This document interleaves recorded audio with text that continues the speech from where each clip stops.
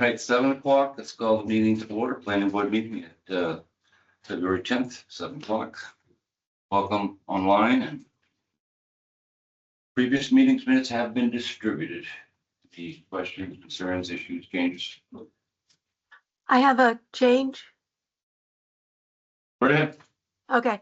I am identified as an abutter on the discussion about 47 Mechanic Street. I am not an abutter. Just recused. I'm recused, but not because I'm an abutter. Thank you. Anything else?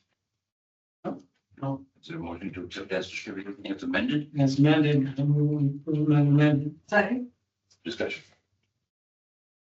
All those in favor? Aye. Aye. Yeah. That is unanimous. And anything update on the thing? Planners report was distributed. Anything you want to highlight on that? No, the only additions to it is just to let you all know I'm not in next week. I'll be out. So unavailable. And on the planner's report, I gave a breakdown of future ZBA business. One of them was a potential special permit because somebody wants to start a commercial agricultural use in West Main Street, which is in your GB zone. And they want to do a stand of some kind. I think he wants to have like goats and then sell goat milk, essentially, was the impression I got, which is all allowable under your agricultural.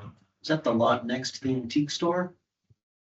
No, It's one, actually it's very close to Williams. yeah, it's very close to Loser. It's actually right across from the intersection of Old Grafton. I thought there was a swamp there. I think that might be being a problem for them, is probably the existence of swamp, but, Well, I saw that on Mass Mapper and it said, owner, not Jones. No, that parcel. The owner of this parcel that's for sale is, he offered that land to the town for library many years ago. so anyway, Alpha 10, in fact, is the name of it. when I was looking at what he may need to do in order to get that, it was your bylaw says it requires a special permit to have a farm stand. But when I look at Mass General Law, it's explicit that if you're doing a commercial agricultural use, it is allowed. It explicitly says no special permit shall be required for such a use. We never did a special permit for like the one on Grove. I was thinking Five we Fork Farm, consider- probably didn't do that. We've right? always considered commercial as agriculture is a commercial thing. You're growing things, you're making things, but it's growing it, but Yeah. it's still a commercial Yeah. operation of agriculture. So yes, business and agriculture seem to go together. So, I mean, but depending on the size, Farm. Yeah, no, I understand that the state treats agriculture very specially. depending on the size and stuff like that, it still might warrant a site plan through planning board, but. Parking, if they have 10 parking spaces, they're gonna have to have a site plan. If they have a building over 2,000 feet, they're gonna have to have a site plan. So yeah. Much like Five Fork Farm with their site plan. Yeah. But those are the only two things. Okay, excellent. Anything else from? One thing you did, there was a letter you gave me about maybe it was the zoning that was gonna change, and the guy said to, can't forget the letter, send the letter, and it was the process that you go through to change zoning. He didn't want us to go. Without going to the town, which was fun. When I included everybody on. I think it was because he was confused. He didn't realize that we had to go to town meeting. Yes, so that was what I tried to clarify on. And the selectmen do the warrant. Yeah. The planning board holds a public hearing, gives it to the moderator so it's kind of public. Yeah, no, I think he just didn't know the process. He That's- thought we were just gonna Agreed. change it. Nothing gets snuck through. Yeah, and that was relative to the bylaw working group. Yeah. So, yeah. Okay, it's, we still have a few minutes, so let's bring the fee schedule review up, if you could, Yeah. maybe put that up on the screen, or we all have, we have. Yeah, we have the last page. I didn't see any issues. I didn't either. I can give a little explanation. So share this in a second.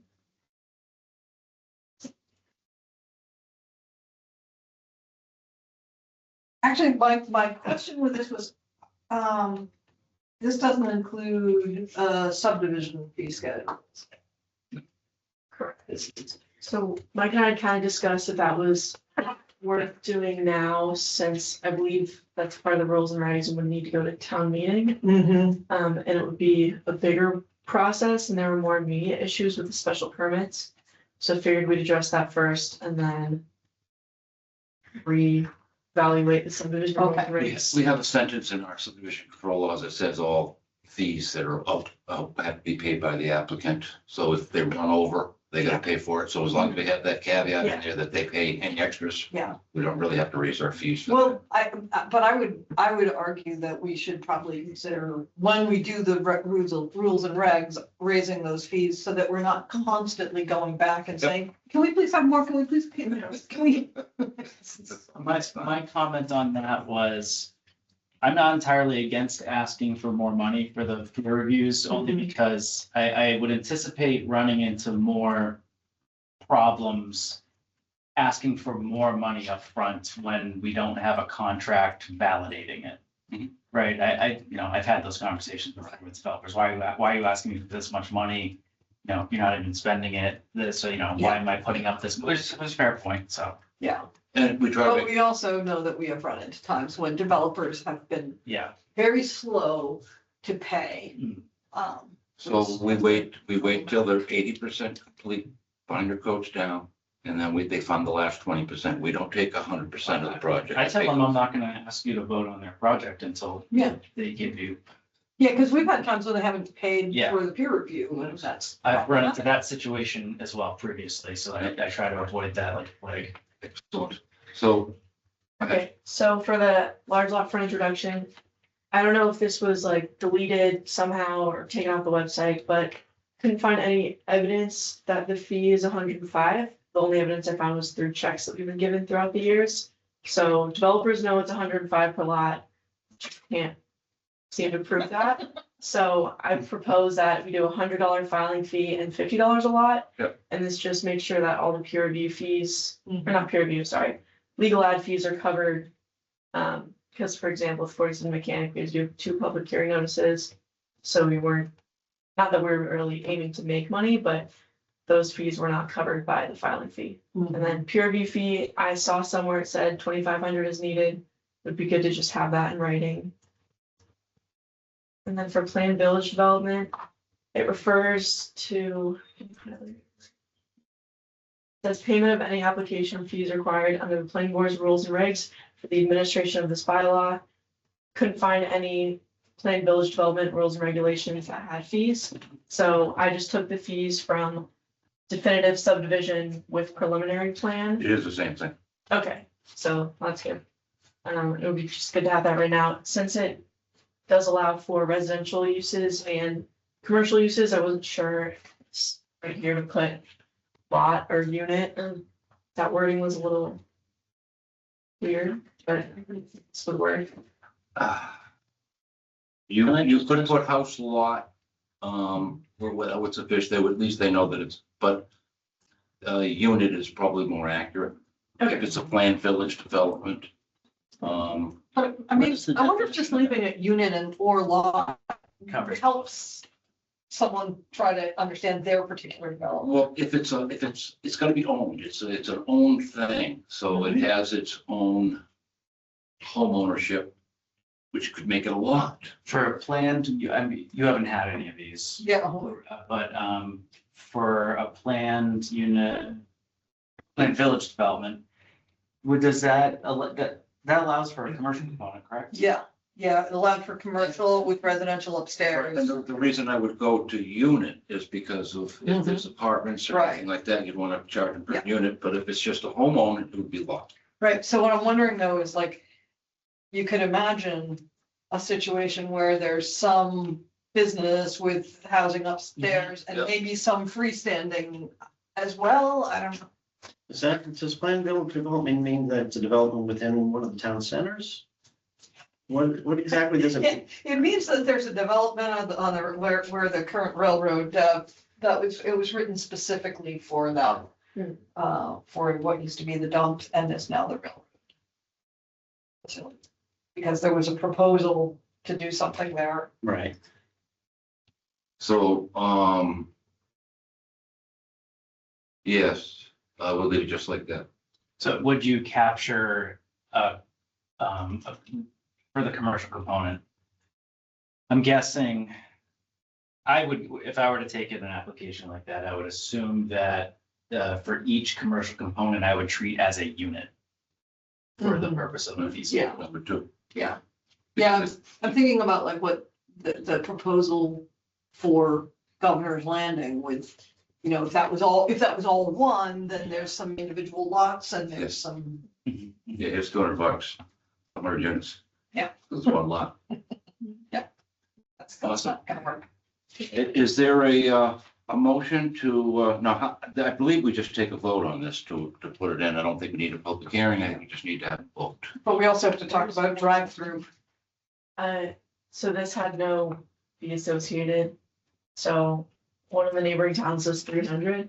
Figured that's a good enough number. And as a note, I don't think I wrote it on here.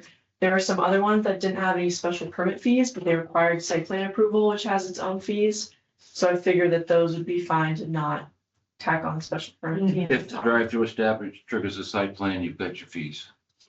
Okay, I'm not sure that it says that in the bylaw that requires site It plan. would with the building permit. When you apply to do anything, you say you've got 10 parking spaces, the building inspector is going to say you need a special permit for 10 spaces or Okay. more.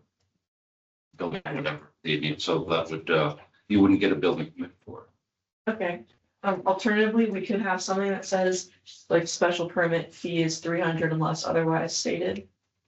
Just in case Just any in other case special it comes permits to come up something. and. Well, I don't think that we would like create a new one without Yes, splitting fees. put that in like so we can vote on that.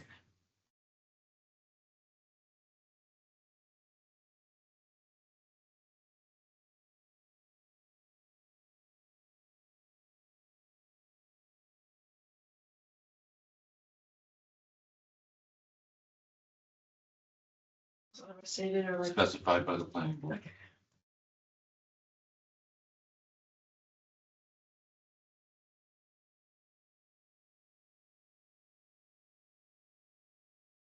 Are you here for one of the public hearings? No, we're here for the ground mounted. Okay, I just wanted to make sure. Yeah. Waiting for All something. right, so is there a motion to approve the new structure of fees So, as listed? Second. Is there, who's second? Nope. Kathy, any discussion on that? Nope. All right, all those in favor? Okay. Okay. Kathy? Aye. And it is approved unanimously. Okay, I'm gonna suspend the regularly scheduled hearing, meeting and open the public hearing for 130 South Street. They have suggested a continuance until February 24th. Is there a motion to approve their request? Motion to approve. Second. Right, discussion, do we need a time? 7:10. I don't think you have any new, we don't have any new public hearings to the 24th, right? Yeah. No. So we just need this agenda. Okay, all those in favor? Aye, 7:10. Right, that's unanimous. Kathy's unanimous. Okay, we will reopen the regularly scheduled meeting and suspend that. No, it's only 7:14. We will not do anything right now except go to our regular, no, that's fee schedule's done. Is there anything else besides the master plan? But you said you came for the ground mounted solar. We talked about that last time. Can we put that on the, It's not on I the, don't have a public hearing for it, but it is, I confirmed with you last time that we were just putting it on for a placeholder. for the town? For town meeting. Were you aware of that? Yes, when I spoke to Mike today, he said that it's a placeholder, but I didn't truly understand the entire process. So that's why I had called today. Yeah, But it's, so the town meeting warrant, the select board is the authority that sets the warrant, which is the agenda for town meeting. And they announce when what they say is the warrant is open so that boards, commissions can petition the select board to add an article or agenda item essentially to the warrants, We're done, vote. for town vote, town meeting. Which as we discussed is in May, early May. And so that's exactly what I did after confirming with the planning board that they would like to address this issue. And so I reached out to the town manager and asked politely for him to make space on the warrant for that. So, and I confirmed with him that it is on there. So my understanding now is I believe the warrant is closed. It closed on Friday. So no new agenda items or articles can be added onto it now. Unless the selectmen reopen. Unless they reopen, we didn't get that. But to keep the process fairly linear, they closed it, and we don't need to add. And so that's on for it now. The process now is, and when I say placeholder, I mean placeholder. It's the language for that article for the zoning bylaw is to be determined through this planning board through a public hearing, which Yes. it's yet to be scheduled. And the planning board's intention of the article is what we discussed last time, that won't happen to anybody else, that where they put it and how they put it won't impact the neighborhood site and, So there is a draft that we talked briefly about last time. We'll talk about that again. We'll have a public hearing. And then we'll vote whether or not to support it at town meeting, which I suspect that we will do. And then at town meeting, it requires, it's zoning, right? It's zoning, So so it there's requires a 2/3 Mhm. vote to pass at town. and that's tough, but this one would have a real good chance. Yeah, and I think, we want to ensure that the language of the bylaw has a number of different features that we think would be beneficial, so this doesn't happen again going forward. As far as the setbacks, as far as year-round screening, et cetera, the site plan review. I know Mike talked about rules and regulations. So there's a lot of different, I guess, nuances to kind of weigh through. So I guess I'm not sure as far as the language that we're proposing. It's easy. It's easy. You have to take the language that we're proposing, take your situation, and would it have prevented what happened to you? If it does, okay. If it doesn't, what did we miss? Is it done on the right spot? Is it not far enough back? Is it too elevated? What is it in our new bylaw that would still allow that to happen? And I think one of the things that, certainly when we have the public hearing, it's publicly announced, everyone will know that we're having a public hearing.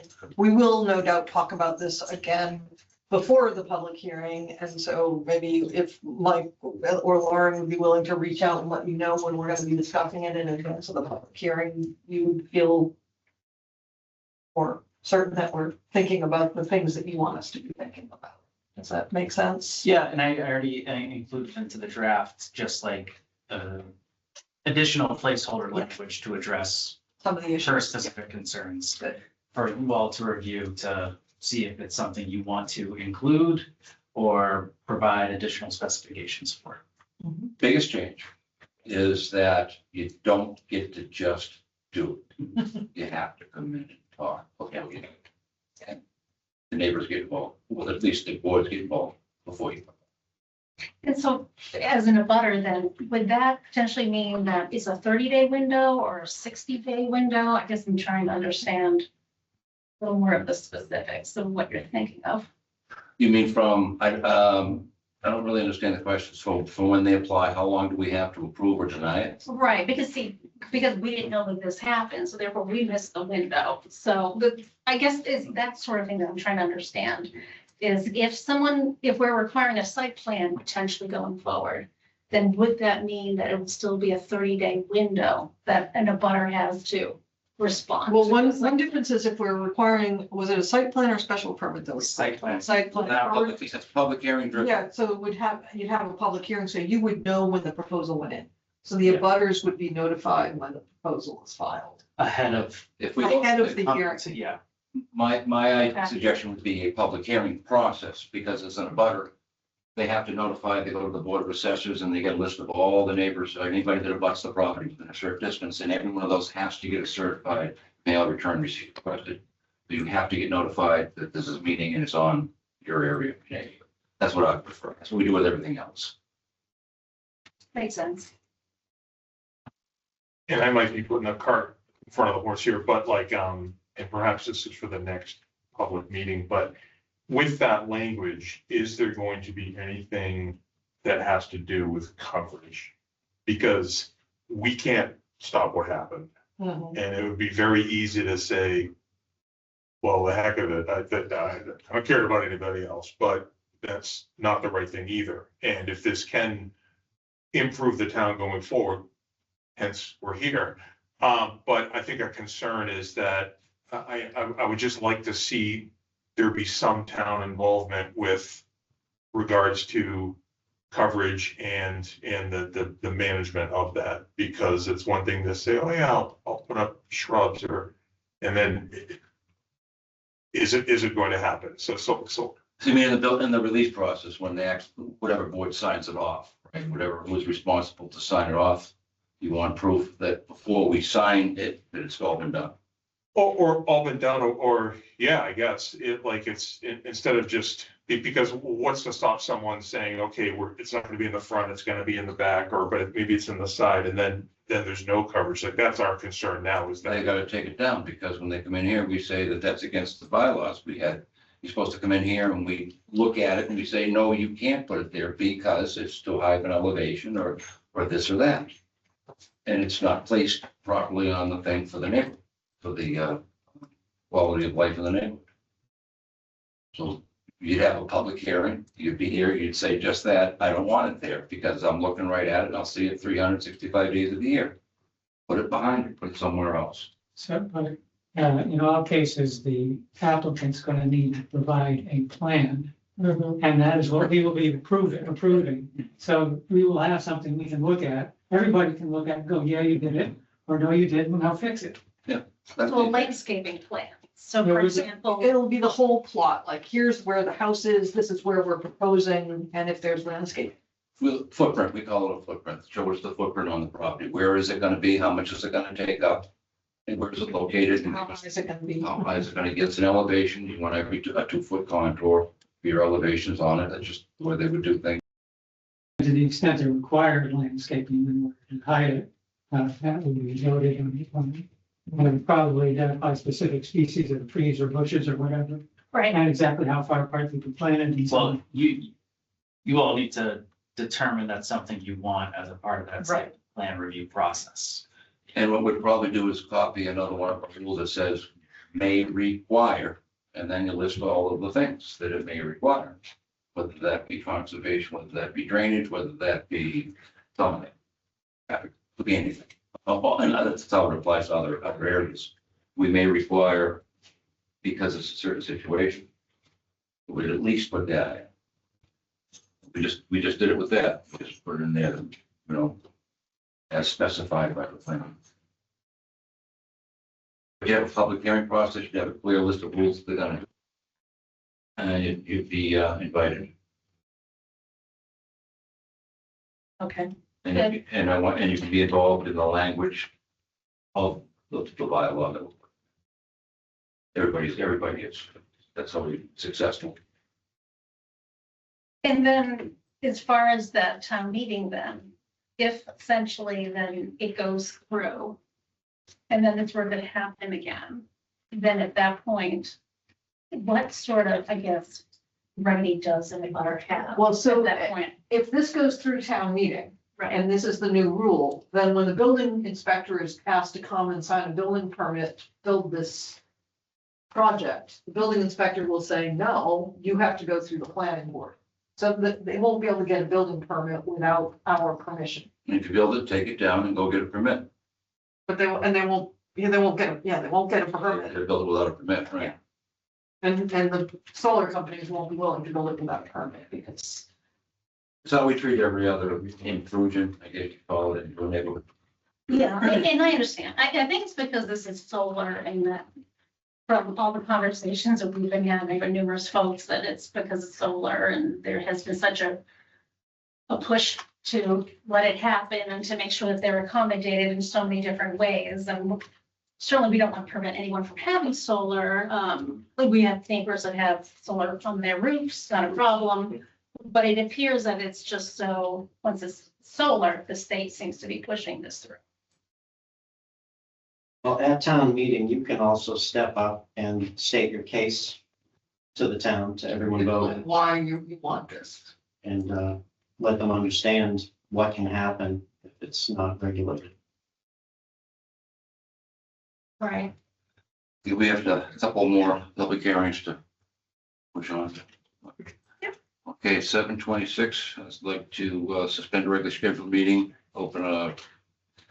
It's not a public hearing. I'm going to move to reopen 68 Grove Street hearing. The meeting was closed, but there was no vote and there has been substantial. No, that's You're thinking mechanic. Mechanic Street. That's where it's Sorry, at. come on. 68 Grove Street is just a simple move it to April 14th because they have a ZBA Yeah, process to go through. that's exactly right. Did Mark, when he Thank you. requested his, Thank you. Thank you. when he requested his continuance, I'm not sure if he gave us a date.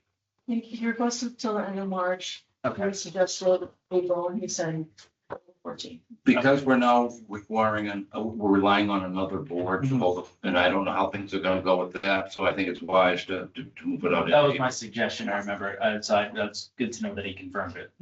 Yeah, it's not gonna be settled until at least April. Yeah. Okay, so, is there, up there, At 7:10, 7:20, probably. we already got 7:10. No, no. Oh, that's the, February 20. All right. April 14th, is there a motion to approve that? Motion to approve? Second. Any discussion? All in favor of allowing a continuance of 68 Grove Street, April 14th, 7:10, say aye. Aye. Aye. Kathy waved aye. Okay, reopen the regularly scheduled meeting, suspended, and happened on Mechanic Street. The public hearing was closed, there was no vote, and there has been substantial change offered. So I move we open the public hearing and continue it till February 24th so that we can hear the change. Everybody, maybe that's everybody. Yep. For the record, new notices went out to abutters to inform them of the reopening of the public hearing as well as a new Right. notice placed for today, and then unfortunately, unfortunately Eric couldn't join us tonight. He's the fourth voting member, so we have to continue. But as far as the administrative end, I think the three of us can vote on the public hearing date. You don't have to participate in the public hearing, but you can vote on the administrative end. Correct. Right. Okay, is there a motion to approve the continuation to 24th? At 7:20. So moved. Second. Discussion? All in favor? Aye. Aye. That is unanimous. Okay, master plan update review. One of my favorites. These looks good. And I still think we need those flying cars things in our transportation. Goals. You want to start with housing? Whatever you think. I have it up for.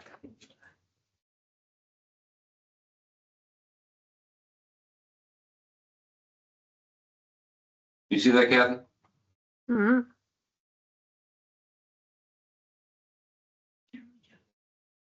And I had sent out later this afternoon, just a condensing of all of the goals and action items listed out in the affordable housing production plan that I imagine would, I mean, we've been discussing would act as the substitute for this chapter. You would just basically swap it out. Did you check that out, Kathy, the affordable housing one? Yeah, I'm looking at it. And Lauren had put together, this is on the left side, your 2005. We say goals here, but I think in the plan, they're referred to as objectives. Seems like just yesterday. And then, yeah, And then, so those are your objectives in your 2005 master plan as they exist today. Lauren then suggested, just based off of that language, updating it slightly to reflect all the new conversations you've been having about housing as of late. One thing that occurred to me was, so under, next to encourage developers to incorporate open space designs with new housing projects. The proposal is support housing projects that incorporate sustainable practices, yada, yada. Two down, it's advocate for zoning, planning and policy reforms. I think we might want to say something about zoning and planning reforms for open space and sustainable practices as well, because we still haven't, we have not yet incorporated any of the sort of more sustainable drainage things into our. There's nothing in LID. No, there's no LID yet No been plan. been added, so we might want to put that in Yeah, at the same sure. time. As a goal. Yeah. And they all follow anyway. Hmm. You get people that come in, they'll all give us their LID, they already submitted or don't have to submit it on it, so. It's a thing. Yeah, so advocate for or.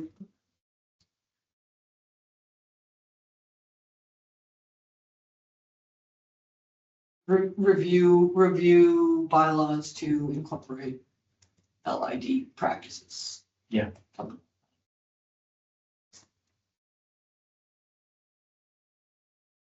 Okay. Do we have anything that we've done? Do we have any plans or anything or studies that reference that currently as a goal? I No don't planning think for it, so. no, there's no limited impact anywhere. No.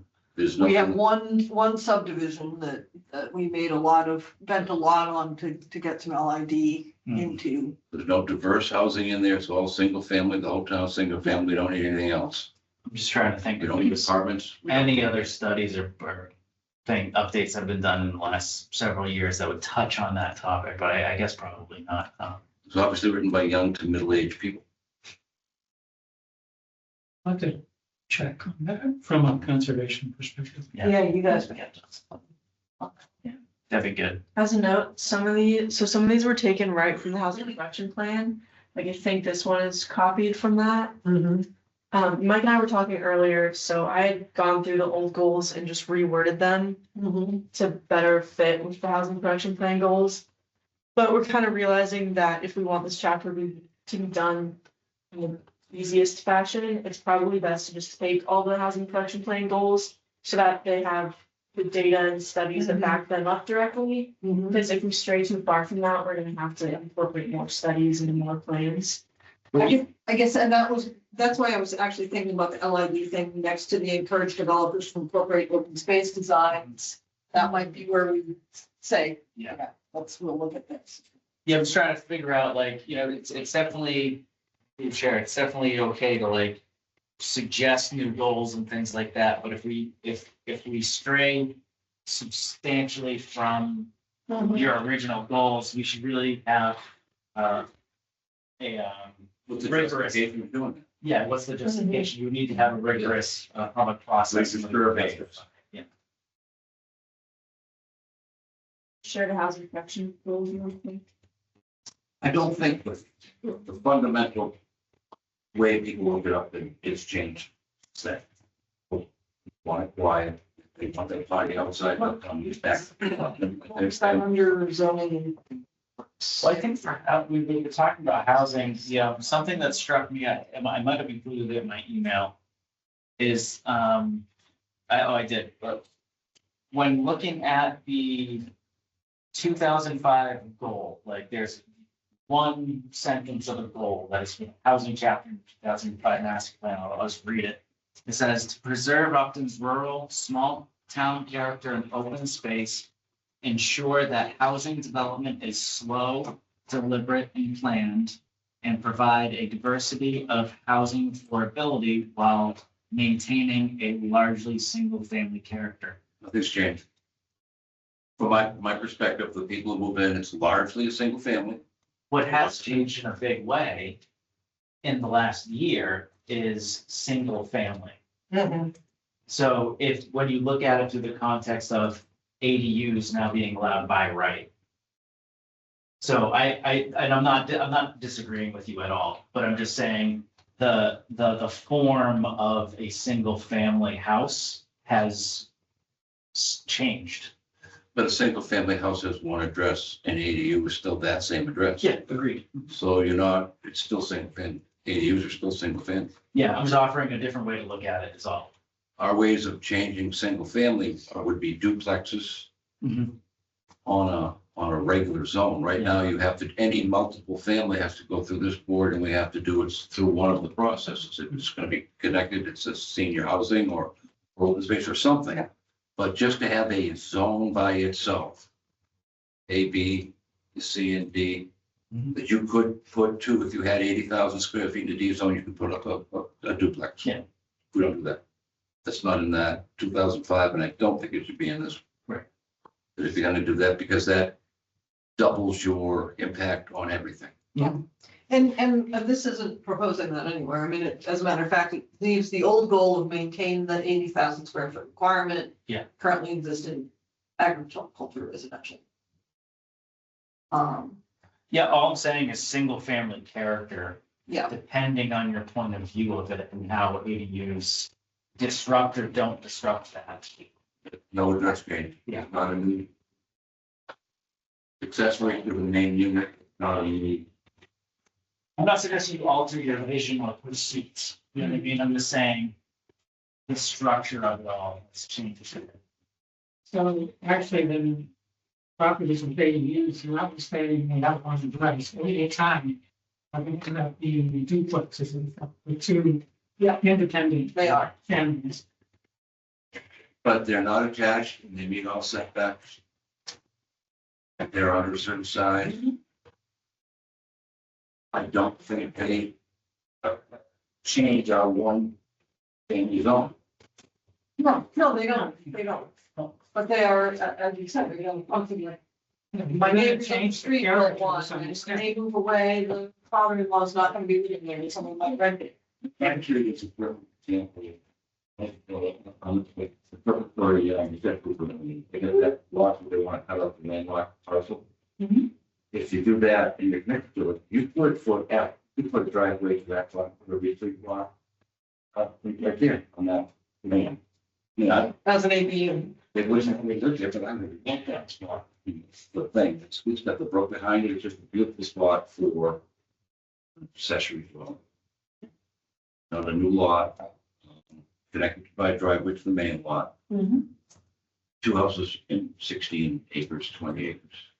That's, So then for now, though, I think what you're saying is things the way we interpret this may have changed some, but I think we're not really moving away from that. And I guess my thought with one of the ways in which we, if we're gonna maintain Upland's rural character, I think thinking about LID's standards there helps to maintain that rural character, because when you've got a giant road with big sidewalks and all of that, those subdivisions are not, they're not what I think is rural at all, right? I go up to some of the subdivisions that are built under our subdivision bylaw now. They don't feel rural to me, those are suburban. Right? And so. well, the, sidewalks are on an acre or less. 2 acre lots, we don't have sidewalks, right? What, no, in your subdivision rules and regulations, you require sidewalks on both sides of the road. We usually waive Or them. we usually, yeah, They put it on the sunny side. yeah. But we waive them, and so what we should be thinking about in terms of, and the same with the width of the road, right? 28 feet. Fire department says, I don't need that. They can get down to Taft Mill Estates, they drive down South Street to get to Taft Mill Estates. Sure, Taft Mill streets are big and wide. But the rural streets to get there aren't, so. I don't know. They do this, Yeah. narrow here, narrow there. Yep. The stone wall challenge. That's on Mechanic Street. Yeah. Some real narrow spots on them. So, I mean, I guess that's why I'm not sure how new thinking about LID is really if we're trying to maintain. There might be a way to think about it. Well, limiting impacts of all kinds is the whole intention Right. of what we're Yeah. supposed to be doing. So, yeah.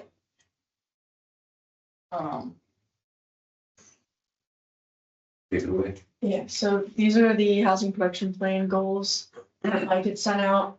And also a note is the Affordable Housing Trust Plan came out after the housing production plan. So in that plan, they like already had all these goals public. And then they did a lot of surveying and a lot of work with the residents of Upton, and they have some key insights, which is sort of what I also use to develop the goals that are in the packet. And so I'm not gonna share this because it takes too much time to switch back and forth. But a lot of people are talking about they spend more than 30% of their monthly income on housing.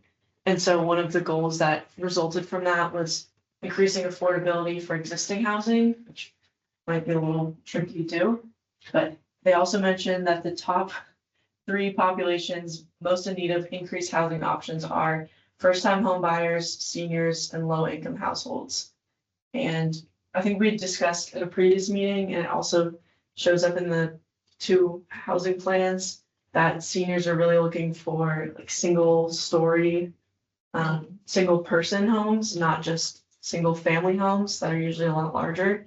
And that can kind of be tied into affordable housing and also first-time home buyers that might not have a bunch of kids yet. So I think you can kind of hit all those in one. And you don't necessarily need huge apartment complexes because 70% of survey respondents said that that housing type was undesirable. But I think there's a way to meet everyone's needs without making huge changes. That's what I was which we were hoping. discussing. When we started talking about the master plan, what, 6 months ago? I said, "It's a lot of work already. We can just steal it." and put it in. Yeah, And less than half of people plan to live in their current home as they age and anticipate being able to afford it. I'm sure a lot more than 44% plan to live in their current home, but affordability really comes into play. We'd also discussed at the last meeting, looking into more senior housing types like memory care facilities, things like that. And if we could just at least have it graduated, where you have your over 55 and then you get a little bit older and then you get older and you need total care. So, but all in the same area so that Yeah, that's a real commercial, so we have to be thinking about how do you encourage that kind of a commercial business? Because that is not a town, that is a commercial business. we increase your services too, with certain parts of your services are gonna happen. Oh, yeah, like their ambulance. My mother-in-law's over at Golden Pond. Every time I drive by, it's like, oh, damn, there's an ambulance there. But when you get to that point where you do need one, that happens quick. First, it happens gradually and then suddenly. And you need 1 floor and it doesn't need to be a big house. So that kind of housing, we don't have a lot of. No. I think that fits in with this goal. You can see down here, it says promote inclusion of ADA compliant and universally designed units. Perfect. So we can get that like specific focus in an existing goal. And it might not be like the headline of the plan, but it's something that we can. Yeah. And that's also brand eligible. A lot of those are brand eligible. Or at least subsidized available. Yeah, so I think going forward, maybe these goals aren't quite as relevant, but can look through the housing production plan goals and see if we have to make like minor changes to the goal itself that encapsulates what we're looking for. And maybe just throw in a few changes that are still covered in the plan, but just kind of pull that out to the forefront. And that might be an easier way to go about it. What's the feedback process? Do we send this out to all the town boards first or the town in general? How do you publicize this and have people look at it and comment? I mean, we can absolutely do that. I can. Why, this, I'll create a space for it on the planning board landing page, that incorporates all these types of documents. We'll make like subsets of the housing section and the transportation section and upload all these documents. And for draft things you're looking for feedback on, well, I'll send it around to everyone and anyone. And I'll also publicize it. Is there a link on the planning board thing that you can make a comment to anything that's in there? That you can respond to? There's buttons that are like email assistant planner and it doesn't show like my email address, but you click that, and there's like a little comment form. So we could put that, I don't know if we have to like publicize that. Because Some way. public comments, wanted. Yeah, we'll make it available. I'll post that on the town's Facebook and all that sort of stuff. How many people get the texts? I know I get texts every time. I don't know. You just know how to tell how many people. So I could probably ask the town clerk. They probably know. I get texts every time there's a meeting happening. I just clicked on everything on the website and I know when everybody's meeting. I'm gonna go to them. I just like to know that they're happening. And Kathleen can probably just download that and provide us account. She probably has access to that on the Mhm. website. I know when you post some things like the minutes, you can click to notify, so that would get people as well. Just want to make it easy, so somebody has a comment on anything, to make it easy to make a comment to say, this is what we did there or whatever. Yeah, I mean, once we get things up that we want comments on, the town website, Upton Farms, all of those, drive people Say to. quarterly, or the monthly. Thing selected, so it's true. Oh, yeah, Definitely. that's what I was thinking as well. Yeah. What do you need next from us to proceed? So I think I'll go through the goals that I sent out, what we talked about today, and kind of just refine the housing production plan goals to make sure everything is included. And that it's all like stuff that's doable, and maybe if some things are left out, look into what we already have from like a different plan. I think the community preservation plan has some housing stuff. Just make sure everything fits and that we have data for it. And then probably just make something like this. Yeah, why don't we, Lauren and I, in the meantime, like to bring this chapter to some sort of final conclusion, put that all into a draft. And whether it's basically, maybe we can just reformat slightly the housing production plan so that it fits into the current format of the master plan. Maybe we don't need to do that, maybe so, maybe not, but we'll just put it into some sort of draft form. And then that'll go on the website to generate and request comments and. And procedurally, we should probably have an informational public meeting on the change before we go to the town floor. I don't think we need to. Do we need to have are we gonna need to have a public meeting on each chapter separately? Should we do like? I just, if you have too many public meetings, people don't show. Well, I don't expect you to be like really stacking these closely together. Right. We're gonna be working on this for a while. Yeah, so maybe do one for this, and then later on, maybe do one for housing and transportation, and It then. doesn't require a town vote. though. No, I was just gonna clarify that. It does not need to go before a town meeting. This is a planning board document. This is under your explicit control. And what we don't even need to hold a public hearing, or we should have a public meeting. Yeah, like an An information. informational hearing. Yeah. That's a good one. Yeah, I'll double check on that. I think you're right. You might not need to have a formal public hearing, but yeah, you should have a public process. of it. Yeah. And I think we called it an informational hearing. Once it's finalized, you've publicized it, it's available. Mhm. We hold a public meeting on it, a hearing. And then after everybody said, then we vote on it and put it in a master plan. And we will just, once that's done, we'll take the final form of the chapter and add it onto the website as the, I guess, amended chapter. So that, you'll have the original document there, and then this will be either there in a separate file as the amended chapter, or maybe we'll put it into it somehow. It'll be there. Lauren, do you see why we haven't done this in 21 years? I also think the approach that used to be made, that you do the whole thing as a thing. I mean, because remember, we had a master plan committee, and I think it just. Yeah. It was tough. But we found out that everybody agreed that fill up the moat and raise the bridge. It was the philosophy of everybody moved in. And I can find my even told this story. Guy came in here, was it, and he's talking, and I said, "So you moved to town?" He goes, "Yeah." He goes, I was gonna move to Westboro. He goes, I'm in the realtor's office, looking at the map. He said, "Just, that's Upton." He said, "Well, what's an Upton?" He said, "Nothing, nothing, nothing." He said, "I bought a house in Newbury." That's where we're at. Real That's why people come here. one. Okay, so for transportation, Mike and I met with a possible consultant to help us with this chapter. And we requested a scope of work basically for it to see what we would need to have done. And so we're thinking to kind of pause on this until we hear back. Because that might push our goals in a new direction, but based on what we talked about at the previous meeting, here's some new goals, mostly the same. There were two that I don't really, we hadn't really discussed as needing to be carried over to the 2026 plan. I'm not sure how to implement some of this, like controlling and managing vehicular traffic might be a little difficult.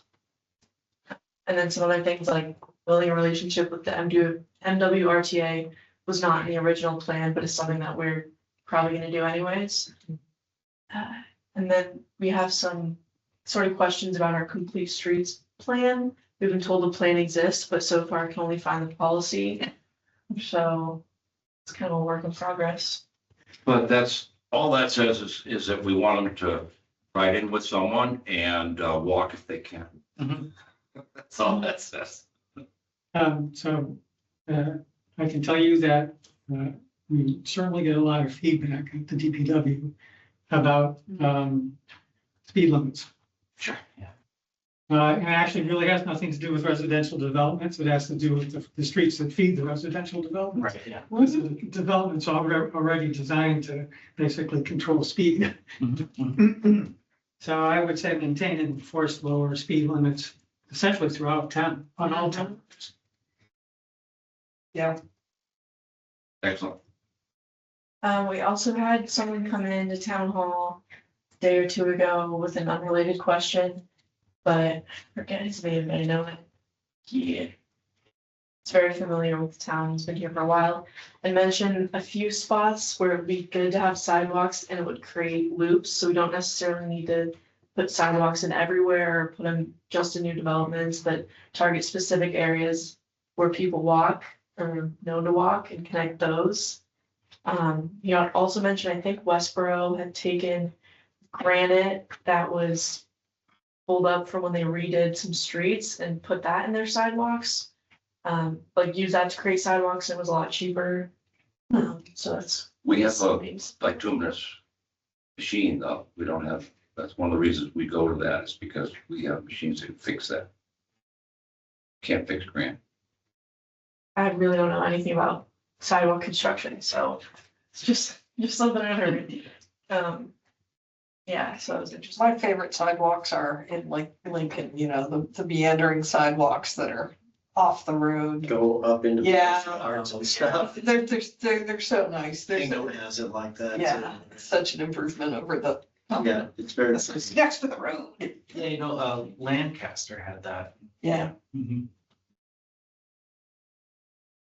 Okay, yeah, and then, so I'm not sure if this is gonna change a lot when we hear back. We reached out to 2 other consultants, I believe, to see what they think. My opinion is focused on the housing. If you can get that done, that's a big win. Transportation would be next. I thought it would be easier than the housing. Probably is gonna be, but it's still, there's a lot to do in the housing before you. Yeah. And once you clear up the process, how we do it, these are just, these other elements. That Yeah. we'll right through. And getting a consultant on that transportation, I think especially where there's probably gonna need to be some surveys and that sort of thing. And it's the thing, I think we have the least amount of studies Yeah. available to condense into a chapter. Mhm. Right, I think the only thing we have is the Complete Streets report that I don't know where is. I'll look for it. We have a copy of this. The problem with not putting in sidewalks is if you don't approve the street and they're not, then these people are not gonna get bus pickup.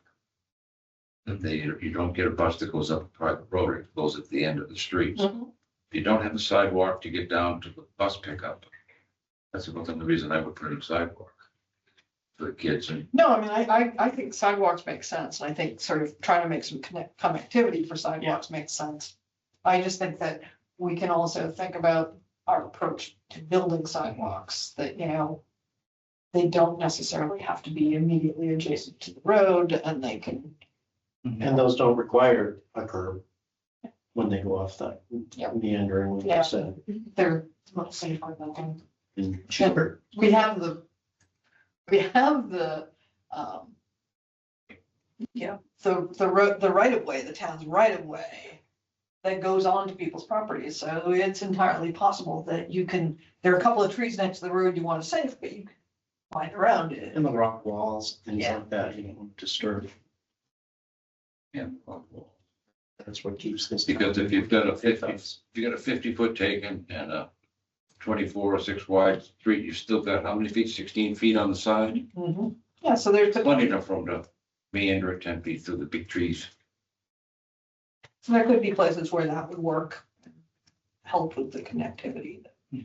And most people will, if they're in the front, they're gonna come down to the pavement. Right, people, they don't think of the 50-foot, they don't think that they come down to, that's the end of the street. Where the street is at the end of their property. Right. It isn't. No, I know. So if you had a sidewalk there, that would be the new property line and it'd be, you'd be fine. Yeah, and then, again, something else that I hear often is improving the safety of people who are walking on roads, don't have sidewalks. Mhm. Yeah. Yeah. Because people like to walk, on Mendon Street, taking, and then it's a street which actually probably has plenty of room on either side of it to do something. Yeah. It may not be a sidewalk, but at least makes it safer. Yeah, and like, and down on South Street, I mean, there's one curve that, like, I always walk facing traffic because I was actually taught something when I was a child. I see so many people walking their backs to traffic. But I walk facing traffic, but there's one place where there's no way, because you can't, if you're facing traffic, they're not gonna see you coming around that red, so you have to get across so you can be seen in that cross. You know, it's, or someone like that on our street Yeah. facing against. Where is there a sidewalk anywhere on Mechanic Street, North Street, Fowler, or nothing, South, they're not. anywhere? Except in a subdivision. Mhm. And those are the people who, of Yeah. course, call the W and say, can't you do something about how fast people are driving? Yeah, like Mechanic Street, they fly, I have people that walk on Fowler Street because people drive so fast on Mechanic Street. Oh, yeah, Mhm. definitely. Yeah. I go certain times a day, I'm just cut right across the Fowler and go up past your house and turn around and come back instead of doing the whole loop, because I don't want to be on Mechanic Street right now. Yeah, it's crazy. Bicycling is terrifying. Adding the sidewalks would be a wonderful thing, but they also have to be cleared. So, Yeah. there's another, Yeah, clear. there's another They'd big have pile to of be, work. they'd have to be ADA compliant, Mhm. which is a huge, I mean, sidewalks are very expensive. Yeah. Oh, yeah. Well, we all subdivision, the sidewalks are ADA compliant, so no rules, that there's an on-ramp every certain number of feet. Yeah. But that doesn't help on Mechanic Street either, or South Street or any. Plus, I assume ADA also is about inclines, right? So Mhm. when you're going up and down in people's yards, which is the pretty way to do it, Yeah, it's not necessarily gonna necessarily. be. and, but it's also like, you know, I'm thinking, well, there's places on South Street where there's just no way you could, you know, there's ledge, you Yeah, know. it's nothing to do. And isn't the one, Walnut Street, the one that goes out that one, where you see that fat people screaming down that road too? Oh, yeah, people go screaming all over the place. That one. My street, people go ridiculous speeds on. So what do you do? How do you change the speed limit sign on I know on a state highway, we have to go through the state. Or even the county, we have to go through the town. What's the process? You know, I think if you want to change the limit, you have to, the way they set limits, is to basically determine how fast people typically go. You should, And they use some percentage of the 10, typical. 10 miles an hour, you can decrease it from the, you measurements, everybody drives an average of 50. You can reduce the speed limit to 40. I told you how the speed limit on my street was set. Now, if the speed limit is already 30, You don't want that. you gotta raise the speed limit according to, Yep. so that's a horrible way to Yeah, gauge the correct speed. But it's not really about the sign, it's about the fact that people are, I mean, if everyone was going 30 down Mechanic, I'd be like, okay, that's fine, but and some people are shooting by at 55 miles an hour. there's also those flashing signs that tell you when you're speeding. Yeah, I like those. And actually what I really like are the ones the police move around, because that's like, Mhm. next week, there's gonna be a cop sitting here, so you better be paying That's attention. discretion. First thing they do is put up the signs, Yep, then they put up a cruiser. yep. If people don't slow down, then they put the sign was first, and then you see them. I told you how the speed limits were set on my road. I was chair of Concom and I went into Curly's office. I was like, Curly, we don't have any speed limit signs on our road. We got nothing. Curly's like, okay, well, what do you think is a reasonable speed on your street? That's our speed limit. And then he said, don't you have kids on your street? So we have children at play zones too. And it all days with Curly. Nice. Did Curly do the percent on affordable housing? Well, let's do 10%? Yeah, let's do 10. What else you got for us? That's it. So I think we'll wait on transportation for a little bit till we hear back. Mhm. And then I'm starting the natural resources, open space and recreation part. So I'll probably try to just put something more substantial together before. That'll take a while, because Yeah. there's a lot of different. A lot of studies different that stuff put out there already, yeah. Because in the transportation one, you do want to know where unsafe areas are. Need a report on. Yeah. I think so. I think Eric was saying that information exists already. Yeah, Maybe, yeah, you have to keep it, and maybe it's even electronic, it's electronic, just hit a button and give us a calculation. I'm sure the police have electronic, every accident report is now. Yeah, I think CMRPC collects it Yeah. as well. That's what Eric was saying. Go by roadway intersection, right, good. there is, yeah, I found the data online. For crashes, they have like a full crash report you can do at a glance, car accident maps. It's what you'd expect. Just like, All in front of Dunkin' Donuts. I can share real quick, just so you know what it looks like and. Actually, I don't know if it'll- So this is the car accident map. Yeah. You can see, There you go. so For how, what's the time frame on that? But 6 years, last 6 years. I Like, did from 2020 till now, so a little over. Mhm. Pond, is that the woman that went into the pond? Maybe. You're This is, showing, you're showing an accident in Pratt Pond, these are like the segments by risk, that poor woman. and then.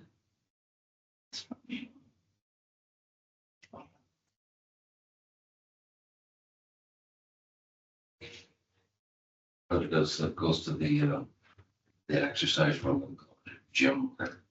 So this is like just the type of data the DOT can give us.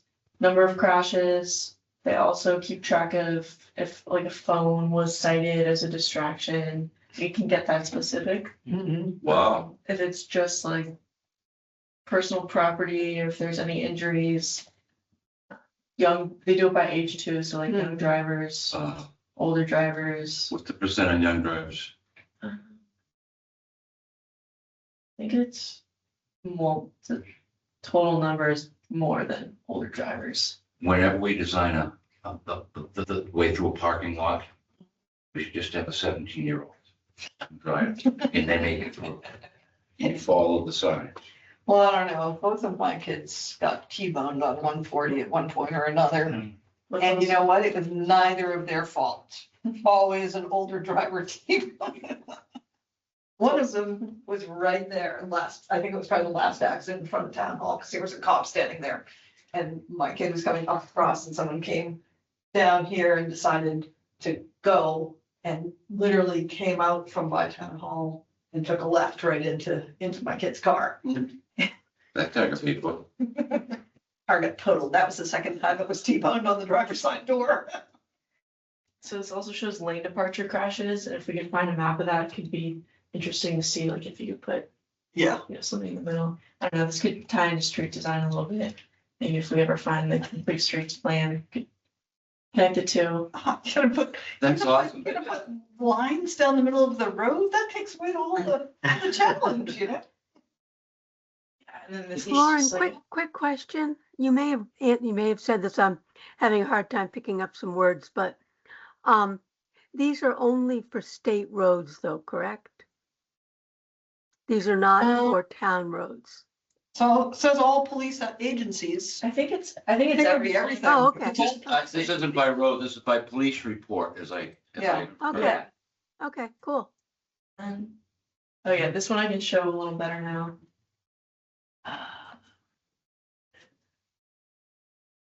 Yeah, this one is interesting. I think if you click on these, you can find more data, like about the actual incidents themselves. And like the type, I guess. Yeah, there's some. So this is interesting, you can have people squeeze, like you get this, I wonder if that causes accidents because you're doing that. Unpaint the lines, wouldn't you? When you like, going downtown, going down with the other side of town, they have it painted. So You that- can't come into 35, that's the number of accidents that were right there at the 5-way the intersection. bank. You know how it's, when you're going down, coming in from Falcon, going downhill, they have the road paint 60 and that stuff. where you can't pull to the left because it's painted, you have to anyway to come in the parking lot. But how you get into the little bank that's next to it, the little teller with the little, what do you call that? The drive-through there? The The ATM. Yeah. It's just, it's just strangely painted. The thing is strangely painted. And if there's any accidents there, it might be because of the lines.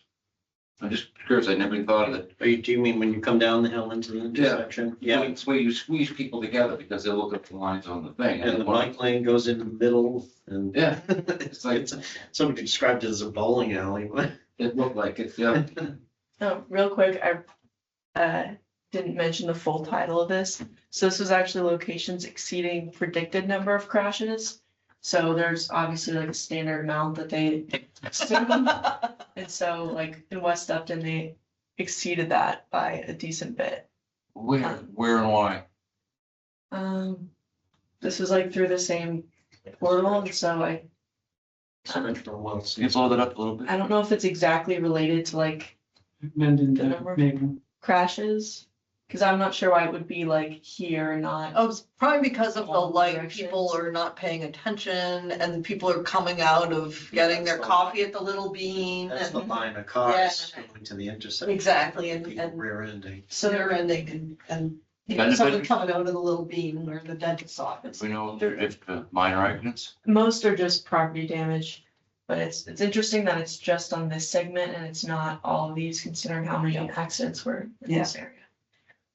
Cool. Yeah, that's just what the state has. It's pretty cool. We'll probably get a lot more data. And then stripping from the Dunkin's had nothing on it. Awesome.